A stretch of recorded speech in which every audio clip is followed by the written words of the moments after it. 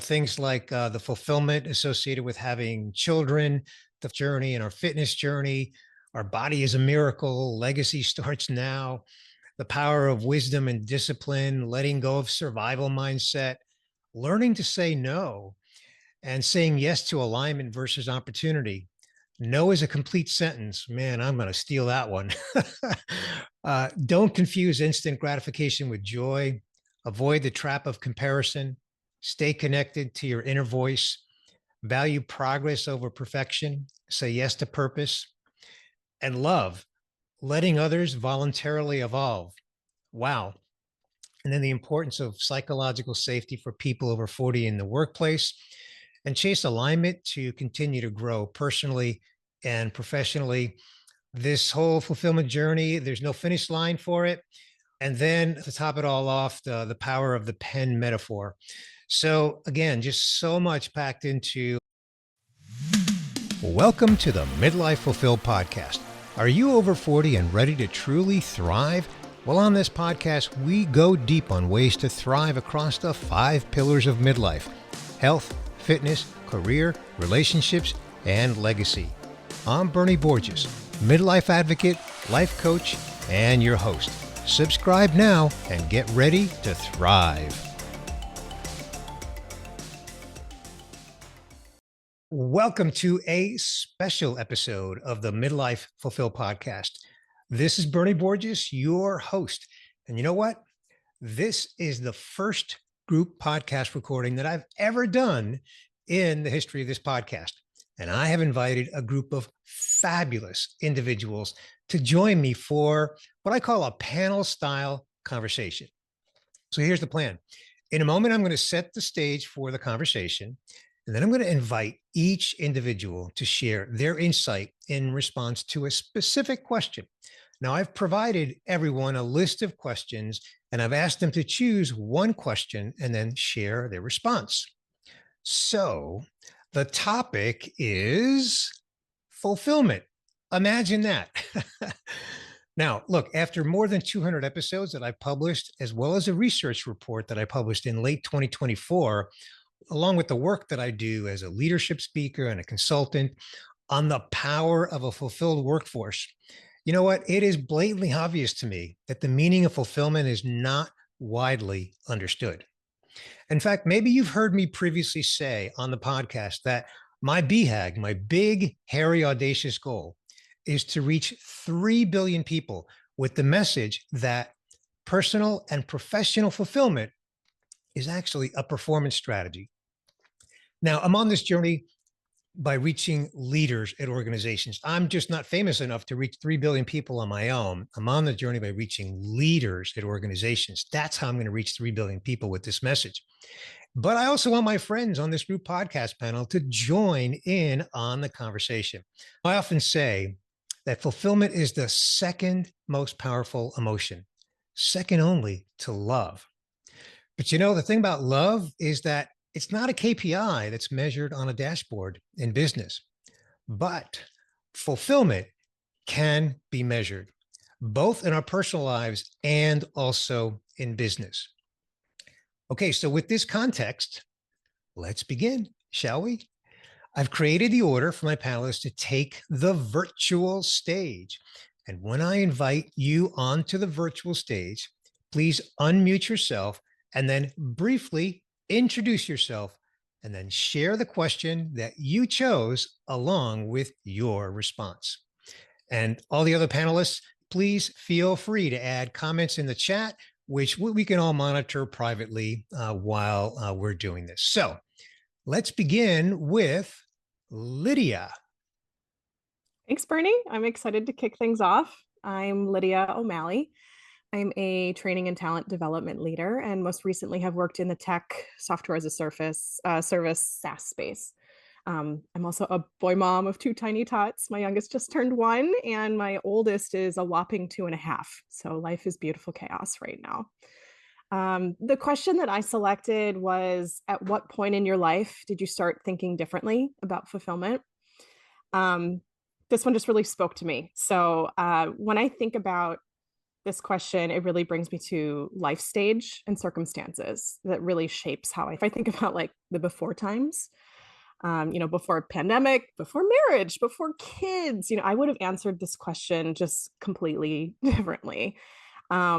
So for a little context, 7, 8 years ago, I was in an individual contributor role. I was single. I lived in the city, and my life was basically, rocking it at work, going to happy hour, hanging out with friends, and, hoping to get those opportunities to work on those big, high impact, high visibility projects. And to be able to say, like, I did that piece of work, and how cool is that, right? That was incredibly satisfying and fulfilling at the time. But so much has changed since then. Like, for one, we've all lived through a global pandemic, and personally in that time I met my husband, got married, had 2 kids, and have also moved into a management role at work. And I've also gotten really involved in the HR community here. And so through these experiences, my own view on fulfillment has really just evolved. And so these days, fulfillment looks a lot less like the individual wins, right? And a lot more on impact and connection. And I think a lot about the people I've worked with, how I've helped people grow, how I've supported and helped shape people's careers, and even more so how we just showed up for each other, like as a team, right? And what that felt like. It's what we built together and how it felt for everybody involved. And that's the kind of work that really sticks with me now and feels the most fulfilling. And then like layered on top of all of that is this added lens of being a parent, right? So when I look at my kids, now I think about fulfillment also in terms of the experiences that I'm creating for them, right? And the memories we're making as a family. I think about like, what are those family traditions that come down at the dinner table? Like, oh, grandpa so-and-so always did X, Y, and Z, right? Like those kind of legacy kind of things. And so I think about, what do I bring to the table? How am I helping my kids grow? How do I help them be curious about the world, solve problems, develop their own resilience? And it's really those little everyday moments, reading with them, helping them navigate tough things, or watching them figure something out for the first time, or even, navigating big emotions, right? Can be, let's face it, just really challenging, but also incredibly fulfilling in a way that I just never really expected. So today, fulfillment for me is really just about impact, on people, relationships, my family, and the kind of energy and intention that I bring to spaces. Wow, that's beautiful, Lydia. That is really beautiful. I love the fact that you're kind of thinking about what it means to you today versus what it meant to you in the past in sort of a different season of life. And my big takeaway is just how meaningful fulfillment is to you, how deep it is. You know, I sometimes joke that I want to write a book, the title being Happiness is Overrated, because fulfillment is so much bigger than happiness, and that's kind of what I got from yours. In, as they say in the news cycle, in 30 seconds, anybody have anything to add to or comment on Lydia's?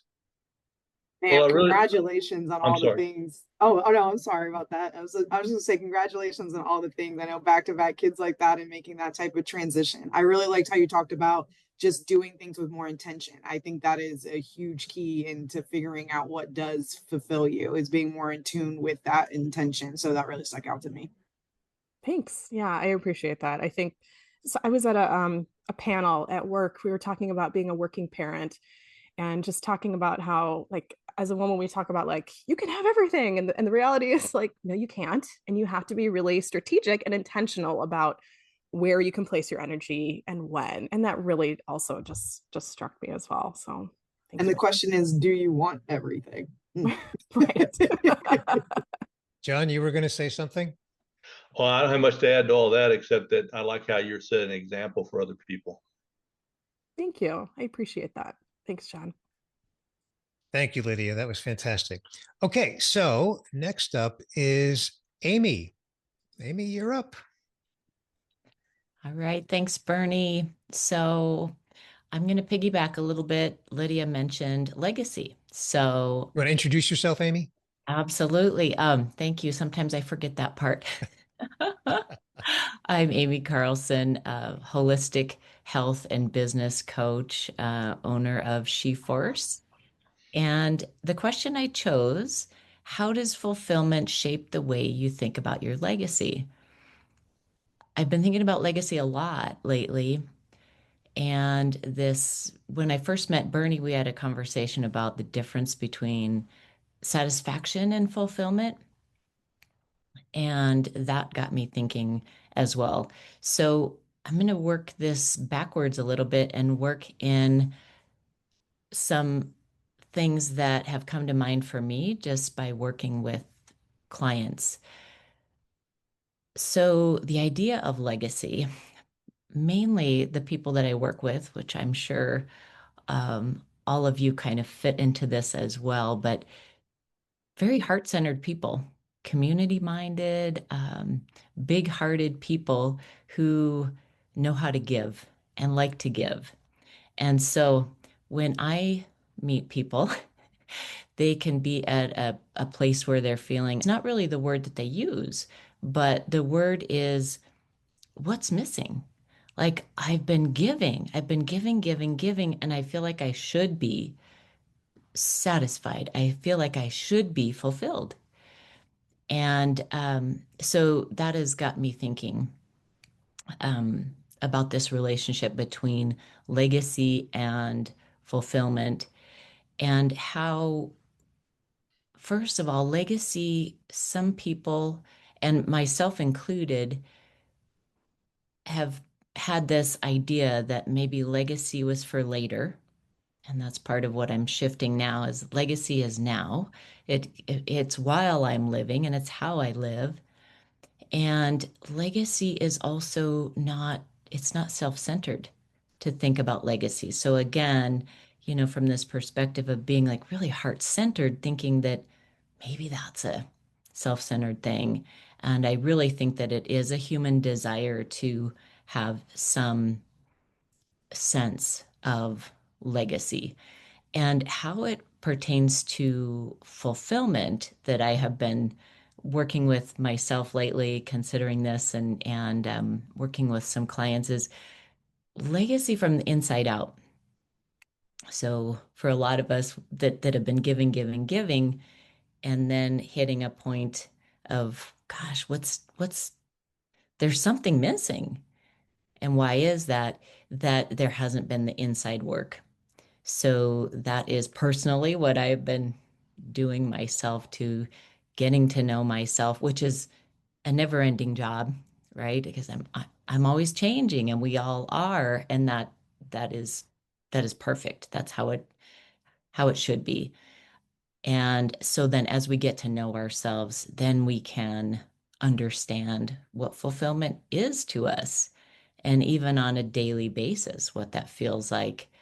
And again, kind of being okay with allowing the shift, allowing what it can look like from one day to the next can be very different, and that's okay.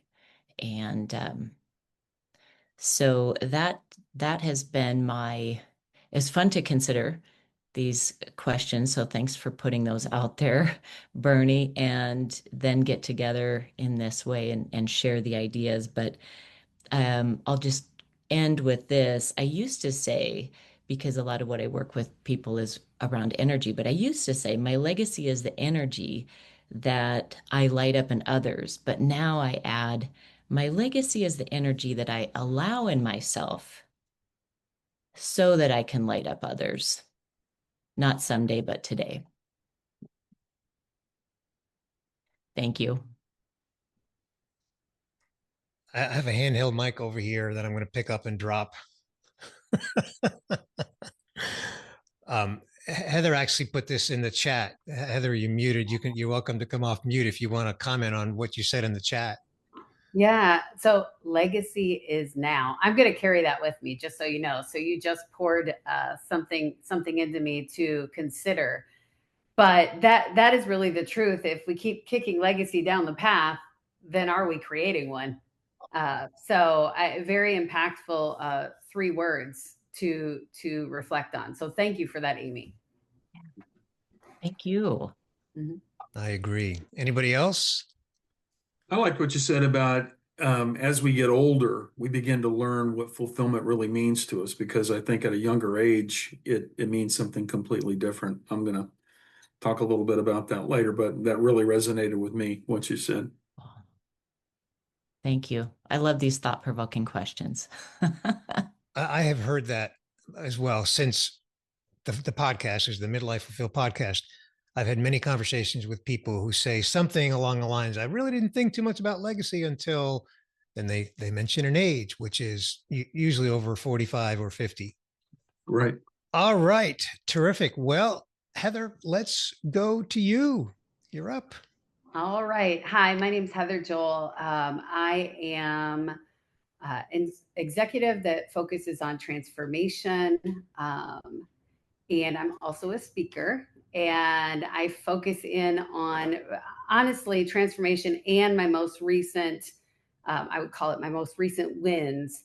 And let me go ahead and give you the question that I'm going to answer. It is, how does health and fitness impact your ability to feel fulfilled? And so, quick background, at 46 years old, I'm 51, I was 245 pounds heavier.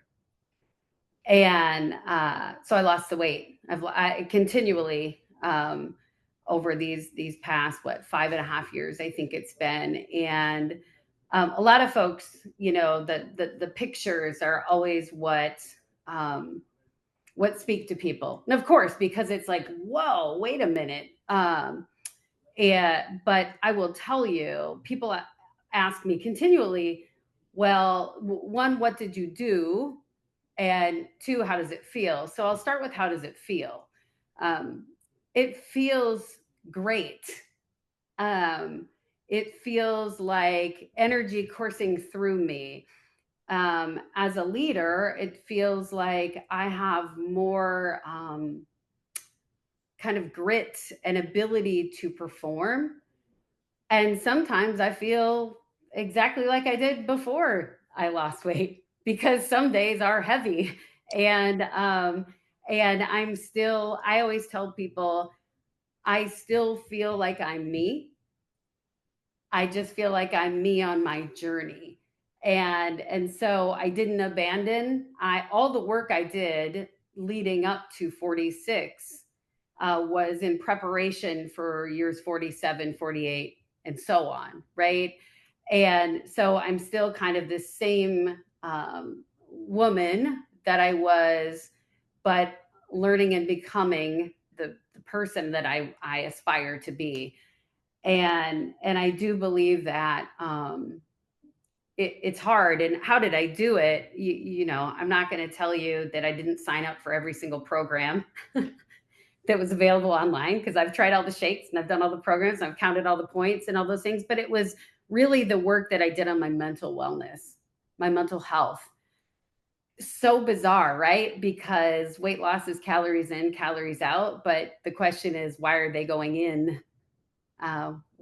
Why am I, like this morning to prepare for this, I was like, I need to go walk a couple miles, right? Which makes sense when you really think about physicality of like the physics. Like, I want my endorphins to be popping and going. Also, I'm very conscious that I need to get some steps in, right? But I also read the questions. I thought a bit about what we were doing. I listened to a podcast. And so that's normal, kind of standard. But I'm just really, I think of how it's impacted me, leadership, at work, at home. I love a little bit harder on me. And that helps me to push back out. And I think, Aimee, that kind of speaks, I know that the order was random that we went in, but I believe that I'm teaching the people around me that you can do anything. It requires discipline, but while you're doing it, you're getting filled with this sense of confidence and continuance and completion, and it makes me feel really good. And I love it. So I just keep doing it. So basically it's multiplying, right? So I love health and wellness topics, and love to speak on them, and love to share my story with people, and continue my story for me. Wonderful. Thank you, Heather. Mm-hmm. Any thoughts? Anybody want to add something? Well, I know for me personally, I resonate with your journey. Oh, I'm sorry, Rich. Yeah, because I had to go through that as well too. I've struggled with my weight, like up and down, yo-yoing all the time, and it's like done. And when you said points, I was like, oh, she must have done Weight Watchers as soon as you said that. I was like, red, blue, green, purple. Which one are you? But I went through that same journey, and it wasn't until I started doing some of the self-reflection that Aimee was talking about, you were talking about as well too, that I actually started seeing a significant change in the point where I could actually keep it off. Because it's exactly like what you're saying. It's almost understanding, are you using certain things to cope? What are your certain reactions to things? Like, it's very much like more mental than it is anything. Obviously there is discipline that comes in with calories in, calories out, but I just am really inspired by your story, and I'm thankful that you were able to share that. Thank you. People try to make life changes a math equation, and it is. It's math, and it's also emotion, and it's a bit of art, and trial and error, all of the things, right? Rich, I think you were going to add something. I was just going to say, it just strikes me that it so aligns with the health and wellness pillars in your model, Bernie. Right. You talk about this quite a bit. Right. Health, fitness, career, relationships, and legacy are the 5 pillars for anybody who may not know, which hopefully by now you all know that. But yes, absolutely. And Heather, as you know, I've heard your story before, but it's always so inspiring to hear it, because for those that are watching on video, I'm speaking to the listener now, the body language, Heather, your body language speaks as much as your words, as you tell your story. So thank you. Thank you very much. Okay. On my list here, I have John up next. So John, you're up.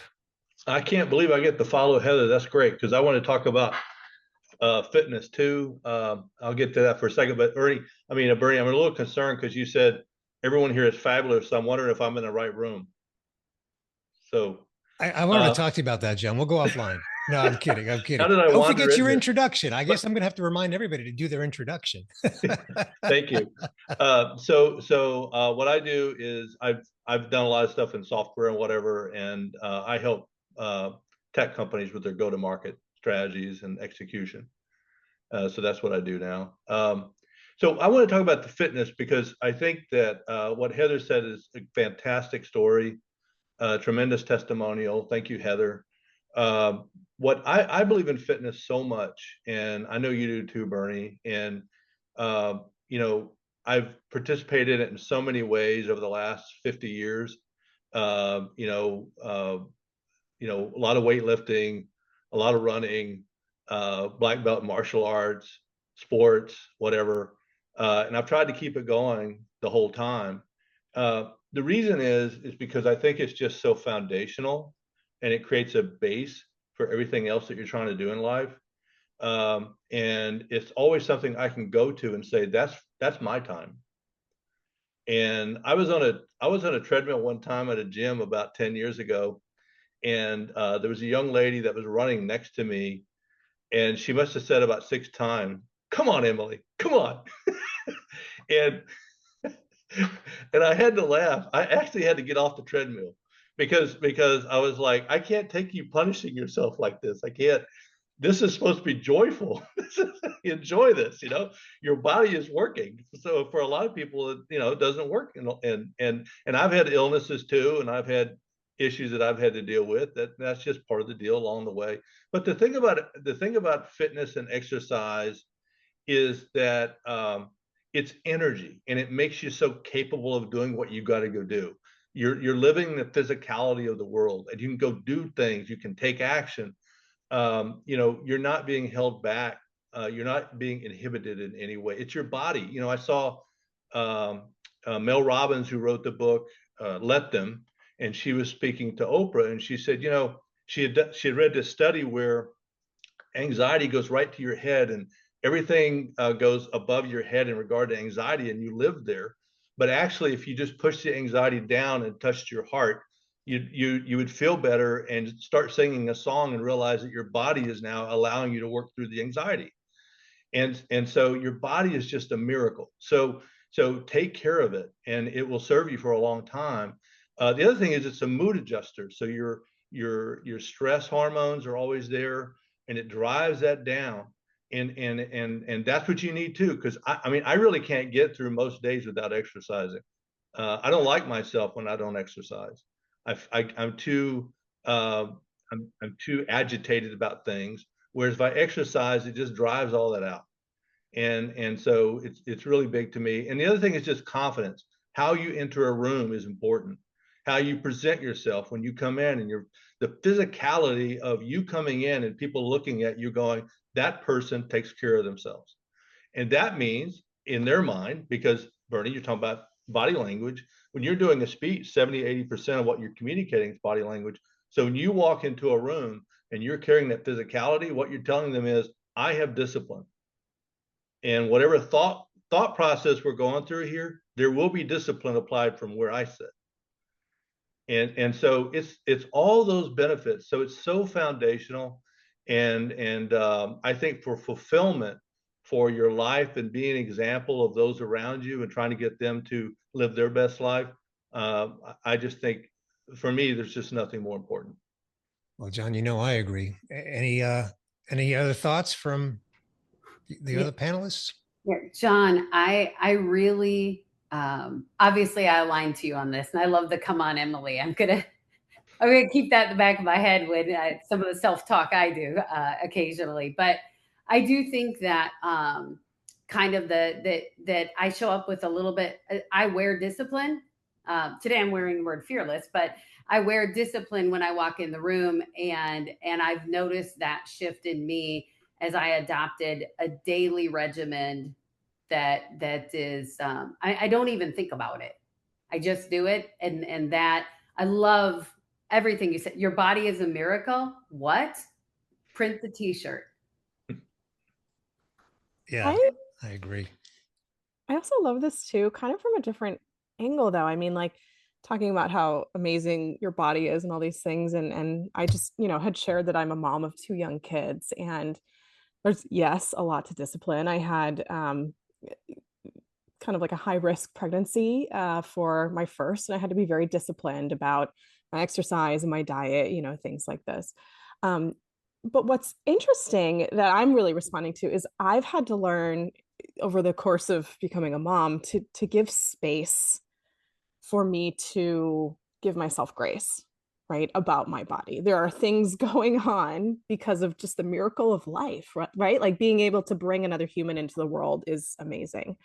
And with that, sometimes my body doesn't look or feel or do the things that I want it to do, or it's shaped differently now, or things are kind of, working differently in a way. And so I think that's really interesting too, to be able to think about your body and the physicality of it and what that can bring to the table when you're very disciplined, but also making sure that there's that space as well for kind of the other things that are going on.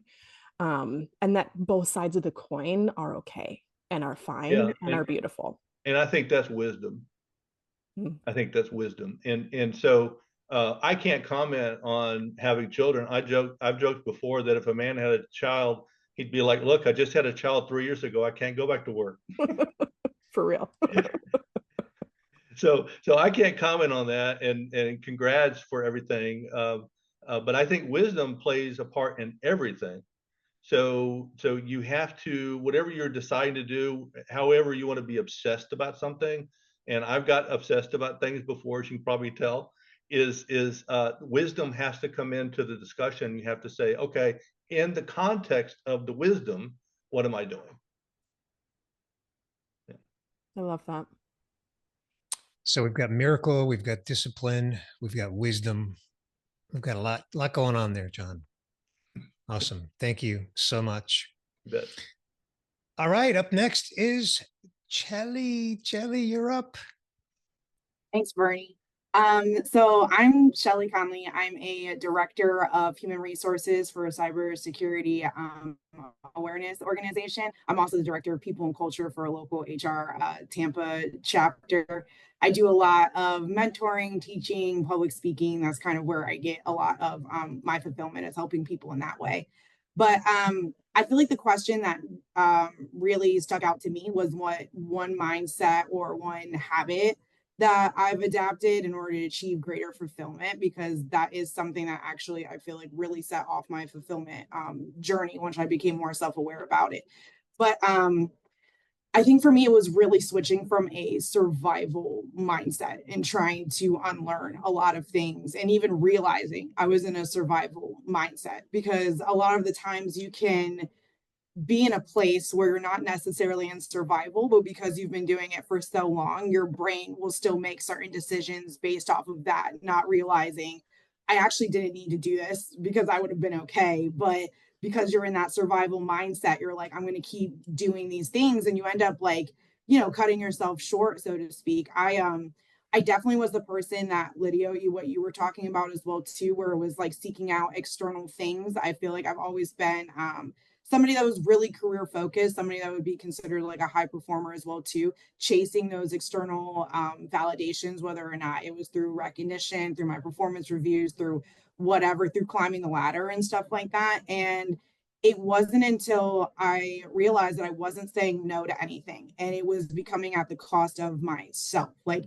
it basically, in my mind, I was like, I have to make it. I have to get to this next level. I got to keep going. And it's like, every time I made it to the next level, I was never actually internalizing that I actually was wishing for this probably a few years ago, but my brain was already on like, but I got to make it. I got to make it. And it wasn't, honestly, Bernie, I think I told you about this, but it wasn't until I was talking with my sister, and she's probably about like 8 years older than me. So definitely someone I look up to, who's like a mentor and stuff like that. And I had asked for her advice on, what do I need to do to get ahead? Is there another cert I should take? Is there a room I need to be in? And she was like, Shelly, like Shell, what do you mean? Like, what are you trying to do? And I was like, I'm just trying to get ahead. So whatever, advice that you have. And she was like, okay, but ahead of what? Like, what are you trying to get ahead of?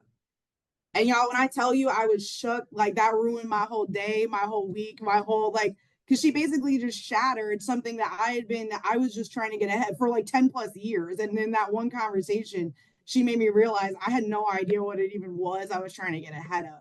And a lot of that was due to that survival mindset. So it was like almost calling myself out when I was starting to make these decisions and feeling the need to say yes to things that didn't necessarily align with me, but I thought that they would look good, or I thought that they would lead me to wherever that next thing was to get ahead.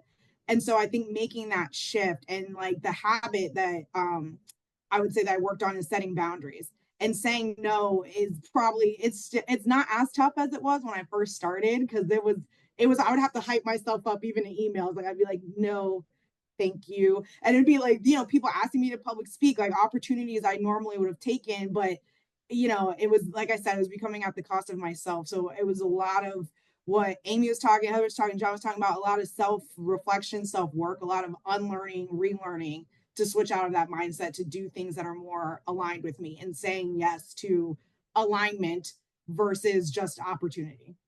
Wow. Another mic drop, Chelly. Thank you for sharing that. Thoughts? Chelly, I just love your whole vibe. And when you said yes to alignment versus opportunity, absolutely. I knew we were people. We both got red. We're power. Yes, red. exactly. Exactly. Yes. Yeah. That was really, really powerful. Yes to alignment. Yeah. That's beautiful. I had just a quick comment. What you said really resonated hard with me, because I've been known to be a pleaser and have kind of this pleaser mentality. So it's oftentimes very hard to say no. And when you can't say no, sometimes it causes you to lose focus. So that's one of the great advantages, I think, of learning how to say no, is you'll prioritize things. a lot better, and you'll still get the job done with pleasing people, but you'll please yourself in the process and not drive yourself crazy. No, and that's the thing, is like, you realize that when you say yes to something you know you should have said no to, like what, like that it doesn't align with your values, or just something you simply didn't want to do, that's typically when resentment starts to appear, and that's when it starts becoming at the expense of yourself. Like, you'll know immediately when you should have said no to something. Right, exactly. Yeah. And like John said, you'll know it in your body, right? When Yes. it's a no. And I loved what you said about the survival patterns, the survival mindset. In order for you to move to that next, like those are strong. And so congratulations on moving into that next Thank that you. that next level, because that's a big shift. Thank you. I appreciate that. It was a lot of, like, I don't want to make light of that type of mindset for anybody who's maybe going through that or resonates with that, because it's not easy to unlearn, like having to tell yourself that's always in fight or flight mode you are okay, like, and believe it. It is not easy. Yeah, I mean, I'm sorry, go ahead.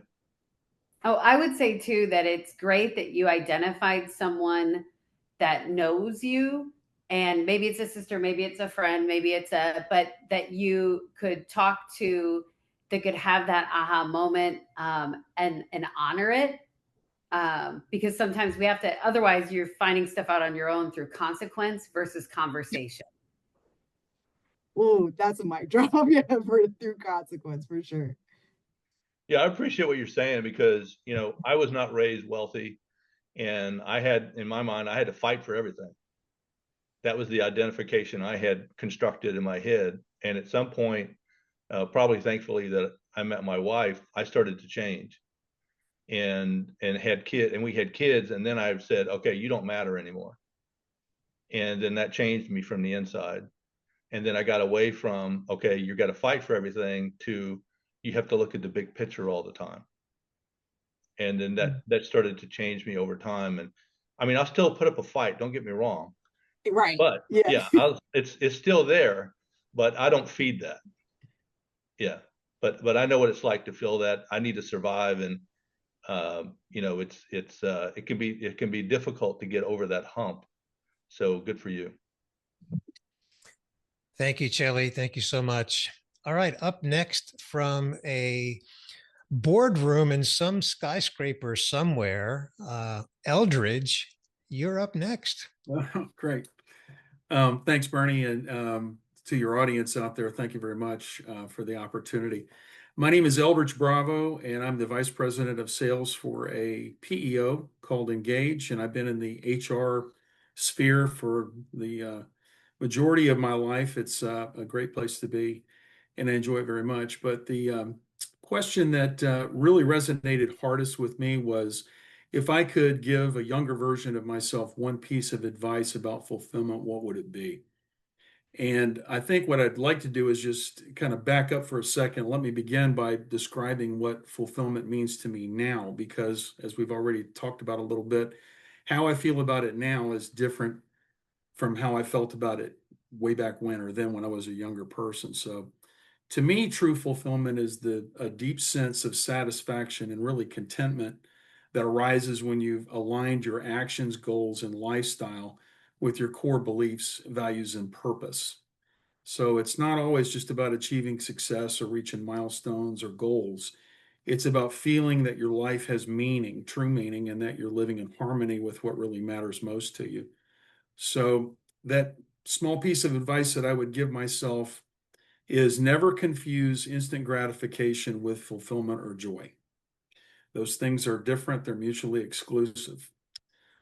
And to kind of further explain, here are just some further thoughts that I'd offer myself to avoid any potential confusion between those things. The first thing is don't chase society's definition of success. And the reason that I would advise myself not to do that is because society is often wrong when it comes to those things. Money, status, and validation are very fleeting. And I've learned that lesson kind of the hard way over the course of my life. Rather prioritize discovering what you value most, and then align your thoughts, beliefs, and actions and living in coherence with them. The second thing is avoiding the trap of comparison. It's very natural for us to want to compare and contrast ourselves to others, but we have to take into consideration the fact that other people's paths are not our own. And comparing ourselves to others typically only breeds dissatisfaction and distraction, or even worse, contempt and envy. And these are very bad things for our soul and for our well-being. So if you feel the need to measure yourself against something, measure it against your own potential, not somebody else's. The third thing is stay connected to your inner voice. You want to try to quiet the noise of expectations and cultivate introspection. And I've discovered journaling, solitude, where I can really get some focus, learning to say no, like Shelley said, meditation, and even therapy can help. Meditation for me has become really, really important, especially around the time of COVID. I found myself where I needed to just kind of unwind a little bit. The whole thing was kind of stressful. Everything was shifting and changing. And I took that opportunity to learn meditation and deep breathing exercises. So I've been doing these now for the better part of 4 or 5 years, first thing every morning without fail. So from a discipline perspective, that's the one thing that I am very, very disciplined on. And it's done a lot of good for me personally. The fourth thing would be value progress over perfection. And, fulfillment often grows through the journey, not the destination. So it's really important for us to take time to measure our progress and celebrate steady progress, because that progress just breeds more and more progress as we go along. And remember that it is a journey, not necessarily a destination. Fulfillment is a state of being. It's not a destination. Invest in relationships and well-being. So a meaningful life is a purposeful life, often anchored in love, community, health, and sharing through volunteer work. So these things, I'm sure many of you folks already do. I try to do. I don't do enough of it, admittedly, and I'd like to do more, especially on the volunteering side, because it does provide a sense of fulfillment for me to give rather than taking all the time. And the last thing is to say yes to purpose, not pressure. Choose goals that excite your soul, not just to build your resume. And then on a closing thought, it's a quote that really resonated with me from Tony Robbins, somebody that I admire. And that is, only those who have learned the power of sincere and selfless contribution experience life's deepest joy, true fulfillment. So that kind of wraps up what my thoughts are. Thank you, Aldridge. Seems to me you put some thought into it, and thank you for collecting your thoughts and sharing them. Any comments? It's kind of crazy that it wasn't until I hit my 40s that I realized that you got to actually breathe to live. So those breathing exercises are just, they came into, I think, the forefront of conversation just in the last few years. In my case, so kudos to you on that, because I got into doing Tai Chi for a while, and then Qigong with that, and the Wim Hof stuff. So you got to, your brain's not going to work unless it gets oxygen. So That's start of the day right. Cold showers too. That's right. It works. Thank you. All right, Elizabeth, I have you up next. Take the virtual stage, Elizabeth. Thank you, Bernie. Hey, everybody. I'm Elizabeth Rosner, and the name of my company is Love Revolution, and it comes from a quote by Martin Luther King that says, "A social movement that moves merely people is a revolt, but a social movement that transforms both people and institutions is a revolution." And love is revolutionary. And I quote my dear friend Bernie when I say BHAG, because I'd not heard that term until he shared that with me. My BHAG, my big, hairy, audacious goal, is teaching 8 billion people to love 8 billion people, one heart at a time. And the quote or the question that I chose, so I love, Bernie, that you did this in a random fashion, and it just is such a natural fit to what Eldridge just shared, is how has my definition of success evolved as I've sought fulfillment? Now, in Love Revolution, I use the acronym LOVE is letting others voluntarily evolve and letting ourselves voluntarily evolve. So that's a great way for agape love, for that unconditional love, that cognitive love. I'm not talking about emotions. I'm talking about a choice to see somebody and say, you have dignity and you have worth. And we're delighted that you're on the planet, whether or not you agree with them or not, whether or not you like them or not, or, it's how you can express this love. And for me, success was all about, very similar to Chelly, very similar to, what's the next thing? How can I get to that next level? What does my salary look like? What does my title look like? I was in and around higher ed. And so as I was trying to move up the ladder, that was success. And when I retired, I had this opportunity to say, okay, now what's next? And I don't think that I ever linked success and fulfillment throughout my career. I think it was just about do the next thing. Now I loved what I did. But had I linked it, it would have been a much more deep and rich experience. And so being retired gives me the opportunity to not say, okay, now I need to be successful in those traditional, how much money's coming in, how many sales am I making, that kind of thing. It is that alignment that many of us have talked about. And I too have 5 values that I live by every day, which is agape love, this idea that we're all interconnected, and it's wisdom, well-being, and creativity. And if I'm aligned with that, then that's a deep, rich sense of fulfillment. Honestly, one of my hobbies, one of the things I love to do is networking. And there are so many people that when they're networking, they're looking at that ROI on, I've had this many meetings with this many people and how many sales have I made, or et cetera.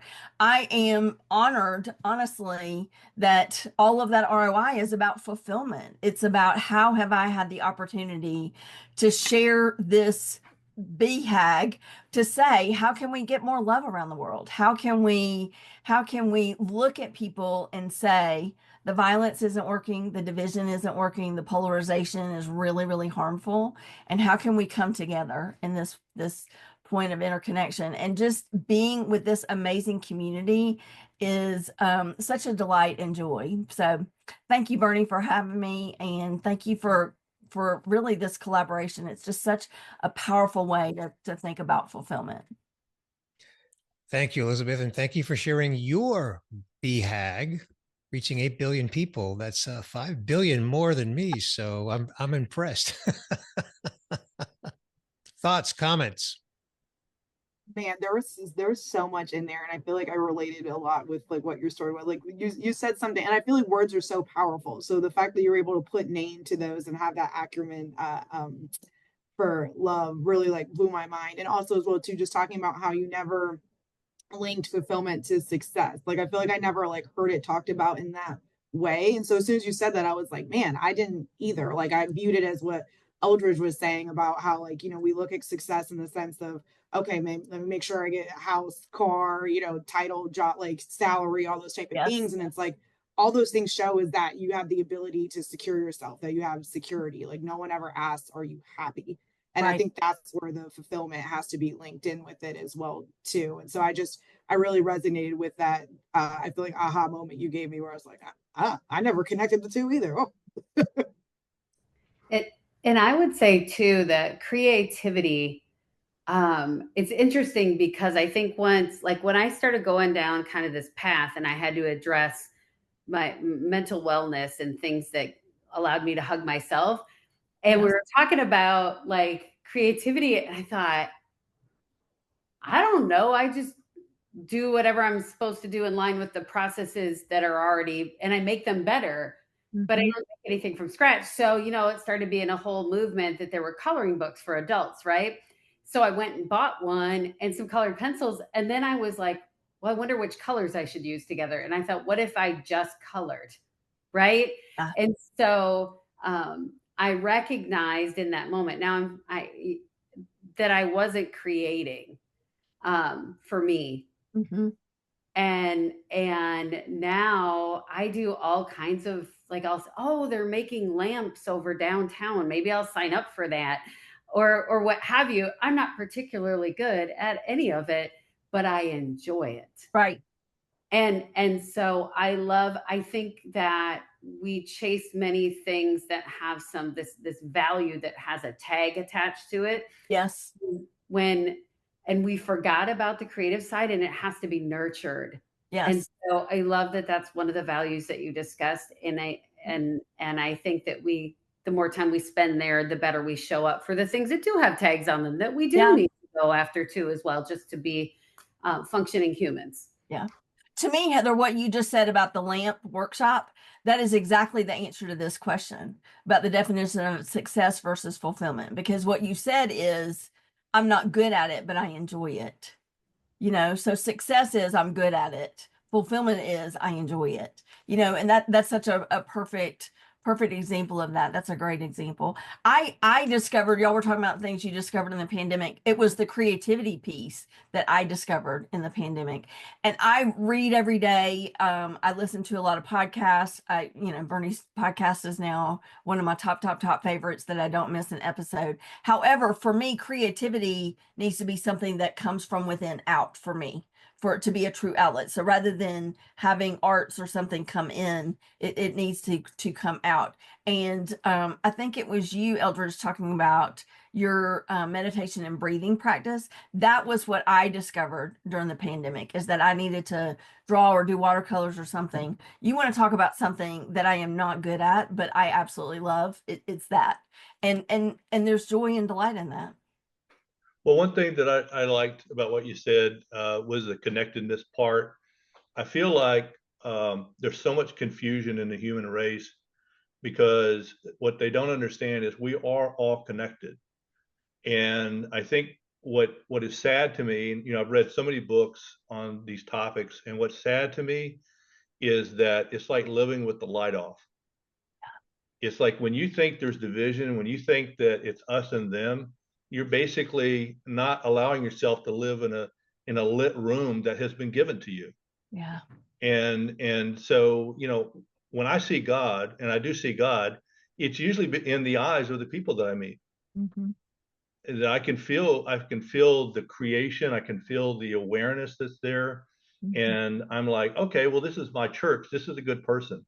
Yeah. And we go from there, right? But when we don't understand the connectedness of everybody, and we say, I don't believe in that, we're better than these people, I just think, well, you have a low IQ problem. John, you remind me of the very few people that have ever had the privilege of going up in space. What almost everyone comes back and says is they look down on Earth and go, why can't we just all live as one big global community? Because they the perspective they have when they look down on the planet is it's one planet.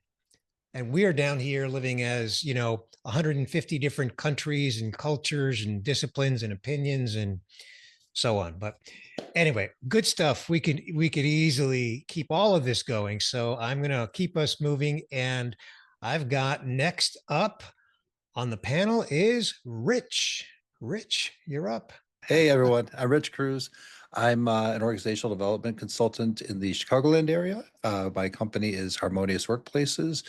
We have the Harmonious Workplaces podcast, as well as this little guy, Hermie, the HR Hermit Crab. That's our book, which I co-authored and illustrated. And that's been a bit of fulfillment for me, because after the age of 40, I finally said I was going to be a cartoonist. So we put together that book last year.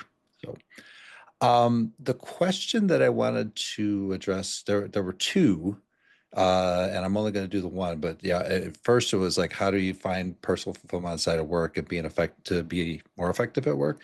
But the one before that, which is what can leaders do to create a more fulfilling workplace for people over 40? That one just hits right here in the heart. It's just the one that I aligned with, because it's I think there's several things that companies can be doing to support those people that are in that frankly protected class, if I could say that. And uh, one of those things I think is to allow them to do this, something that comes very natural to us. There's a psychologist, Eric Erickson, who has different life cycle stages in life, right? And at this stage of life, there's this generativity versus stagnation. So we want to provide the knowledge, skills, and abilities to the younger generation, right? By sharing, and to our peers, right? By sharing what we know and our experiences, and raising people up and keeping the culture going, right? Versus we're going to stagnate. We're not going to grow, and our growth comes from being able to move people forward in that direction. But if we are not ourselves getting, and I would say we, people over 40 in the workplace, right? If we don't have the ability to do that, or if we feel like some of our needs are going to be sacrificed, so we're going to either lose, Maslow's hierarchy. We've got physiological needs, we've got safety needs, we've got love and belonging, esteem, and then the highest need of self-actualization, right? If we have the safety need, our job is at stake, we're not going to share, because our amygdala, that reptilian brain, is just going to go crazy and say, yeah, we're not going to, I am going to protect myself, and I'm going to lay low and do my thing, right? But if we can actually have some psychological safety that says, hey, you know what? If you are going to help us to bring the rest of the workforce into alignment with the organization, and have that sense of bringing people into a sense of belonging, and then helping to share that institutional knowledge that you have, and you've uh, accumulated and curated throughout your career and your life, frankly, and you can provide mentorship to others. We want to encourage that. So I think organizational leaders, if they want to create and maintain a culture, is to have a learning culture, and that, I think, largely starts with working with the people who have some experience, longevity either in the organization or in the industry itself. So I could go on with that for a lot of things, but I one other thing I want to say though on that is that people in that life stage, right? I mean, we also have hormonal changes, brain changes that are occurring, physiologically, psychologically, and so there are instances where our anxiety is higher. We may feel inadequate because we may feel like, we've got new talent coming in and we are not, they may know more than us or whatever, so those types of threats are things that we feel. And then we also have things like mood swings that just happen, we're people. Just having some sense of acknowledging that in the workplace, I think, really helps leaders to have some more empathy, be more open to that, and then that just is going to help people be more effective at work. Rich, I'm like dying to jump in here because I agree so much about. So, fun fact: I work in accounting, and I've been in accounting for 6 years, and I have absolutely zero accounting background or finance for that matter. The reason that I am in this group, in this very large organization, is because they said, "What do you want to do?" And I said, "Well, I just need to make a difference." Like I feel this gigantic need to make a difference. And I would have never, 20-year-old me would have never worked in a discipline that I wasn't trained in.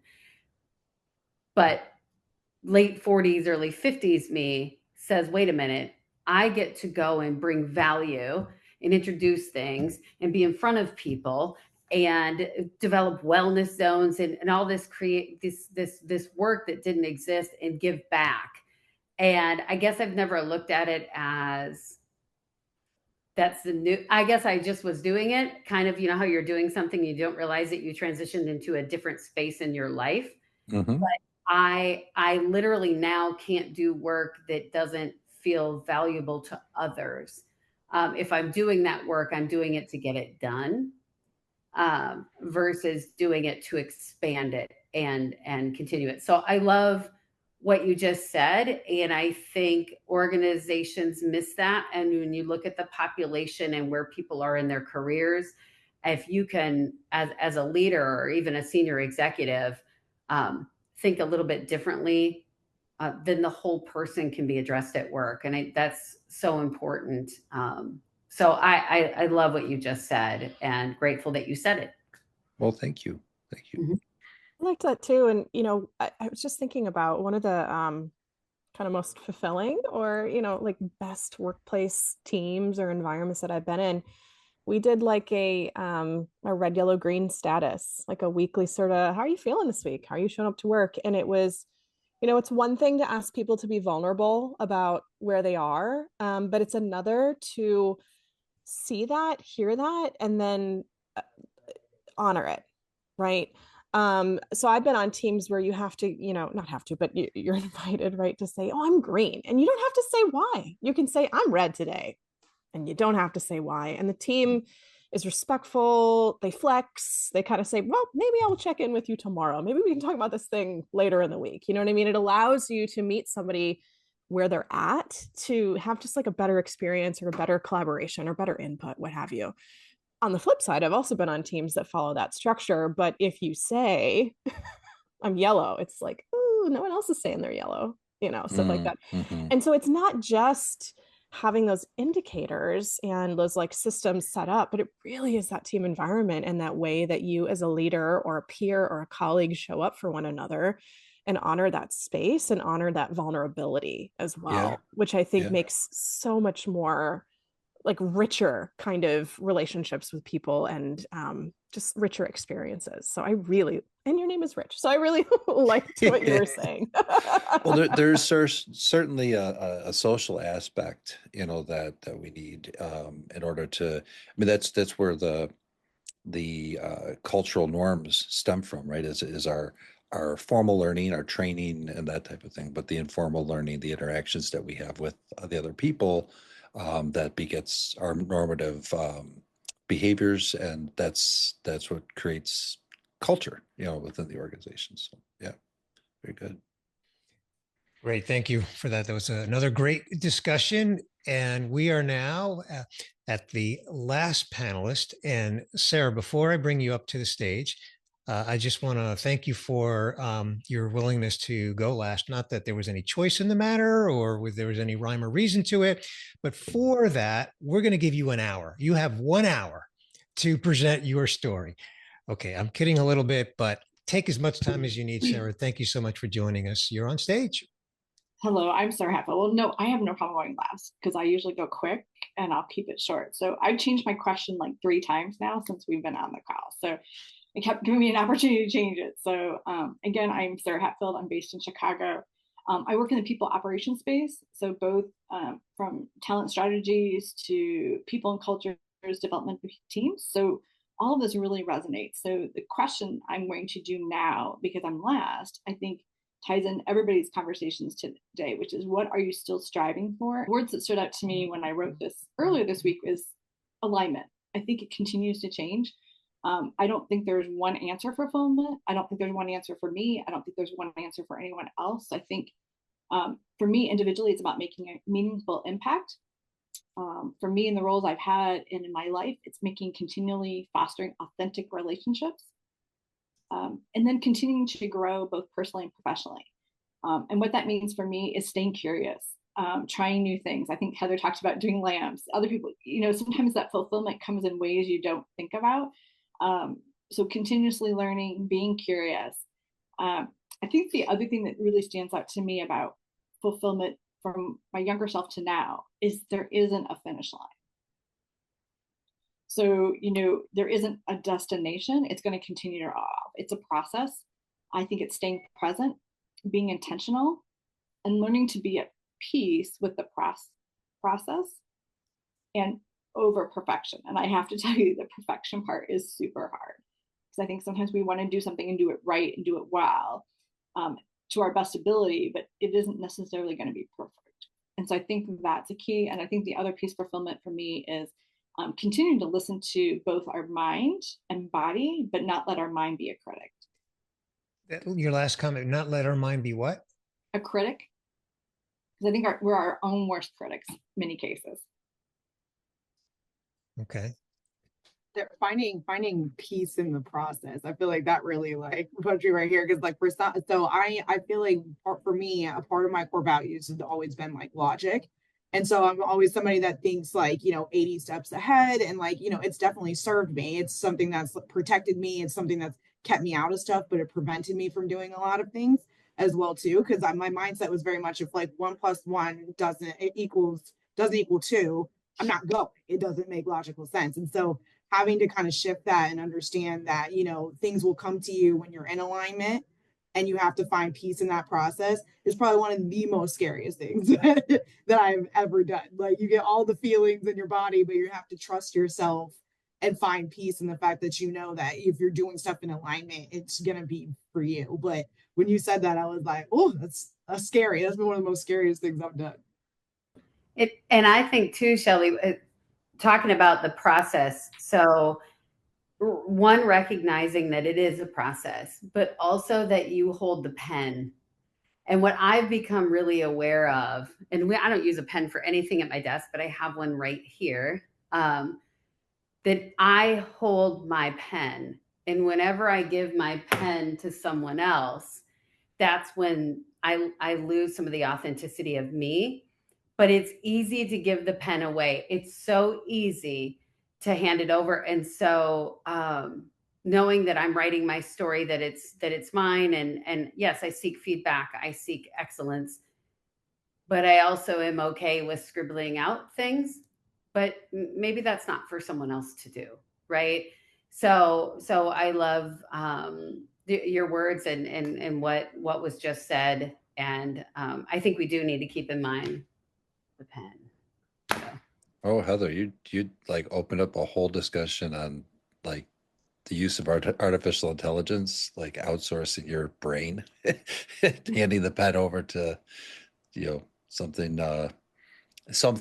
rather than someone.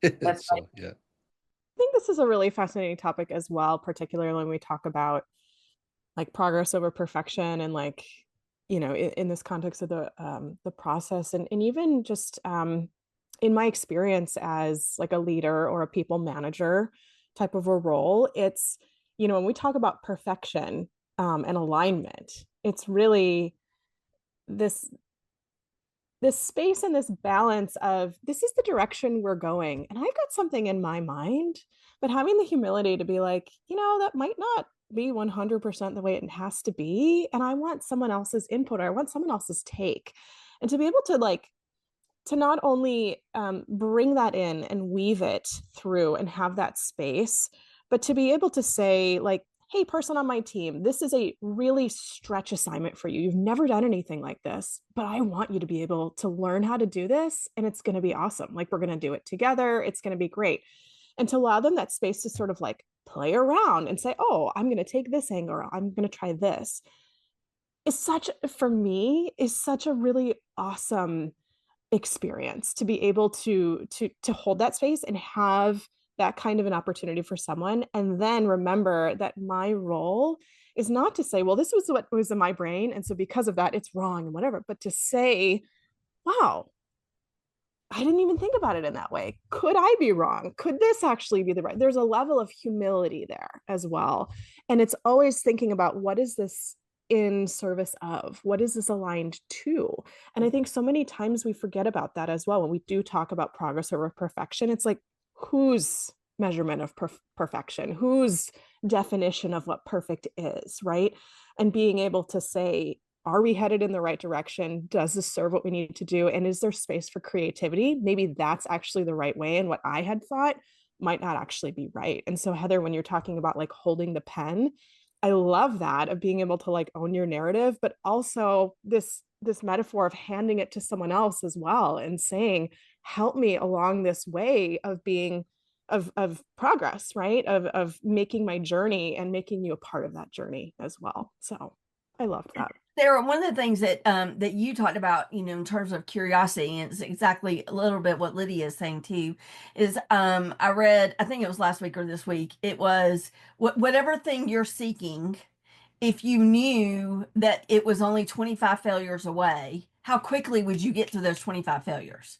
It's that perfection that keeps us paralyzed, that says, oh, I can't make that misstep, because otherwise Lydia, who is my people manager, is going to freak out and fire me or whatever, and instead Lydia's like, oh, no, we're going to be really creative and we're going to create the space, and Sarah's going to make sure that we all get curious. And so if something is a failure, but it's the next step to the thing that we really, really want, then it takes away that sting, takes away that stigma. I always tell my team, something that you might think is a failure is just another data point. That's all it is. And it just helps us move forward. So couldn't agree more. Thank you, Sarah. Thank you for all that conversation. And I am going to begin to wrap here. And a few things that I've been thinking about that I want to close us out with. First of all, I'll state the obvious here. It's been an amazing conversation. This recording is going to be somewhere in the vicinity of an hour, 15, 20 minutes ish. And even in that small amount of time, I think we have captured decades and decades of life experience and wisdom. And I think you would all agree with that, just based on not only what you all shared, but the conversation that has taken place. So I just want to sincerely thank you from the bottom of my heart for showing up today so openly, so vulnerably, so authentically, and really sharing from the bottom of your heart. Each of you just have added such a unique voice to this whole conversation about fulfillment, which is my jam, right? And I know that those that listen to this podcast and or watch this podcast are going to take away something very, very, very meaningful. I'm going to produce a pretty extensive show notes for this, but just a couple of notes that I made during our time together on some key points that I just want to mention in wrapping here. Things like the fulfillment associated with having children, the journey and our fitness journey, our body is a miracle, legacy starts now, the power of wisdom and discipline, letting go of survival mindset, learning to say no, and saying yes to alignment versus opportunity. No is a complete sentence. Man, I'm going to steal that one. Don't confuse instant gratification with joy. Avoid the trap of comparison. Stay connected to your inner voice. Value progress over perfection. Say yes to purpose. And love, letting others voluntarily evolve. Wow. And then the importance of psychological safety for people over 40 in the workplace, and chase alignment to continue to grow personally and professionally. This whole fulfillment journey, there's no finish line for it. And then to top it all off, the power of the pen metaphor. So again, just so much packed into, let's call it, rounded up to an hour and a half. And I want to speak now to my listener. And that is the following. This is the very first time I've ever done this group podcast format. So listener, if this format resonates with you, I'm willing to do more of them. In fact, I'll even create a space where people can apply to participate in a future panel recording like this. So let me know what you enjoyed about this format and whether you'd like to see more of it. I definitely would really, really love to get your feedback on it. The way to get me feedback is a number of different ways. You can message me on LinkedIn if we're connected on LinkedIn. Even if we're not, you can still do that. Same thing with Instagram. or you can just email me. Just go to the show notes page and you'll see a link there to my email address, and just tell me what you liked about this group format. And if you want to see more of it. I have to say, I'm a little biased, but I have to say that I thoroughly, thoroughly loved this experience. And I hope that my panelists agree. So on that note, panelists, listener, everyone, I'm going to close this out. And I just want to remind everyone that fulfillment is a personal and professional performance. This is Bernie Borges, your host, and I'll see you on the next episode of the Midlife Fulfilled podcast.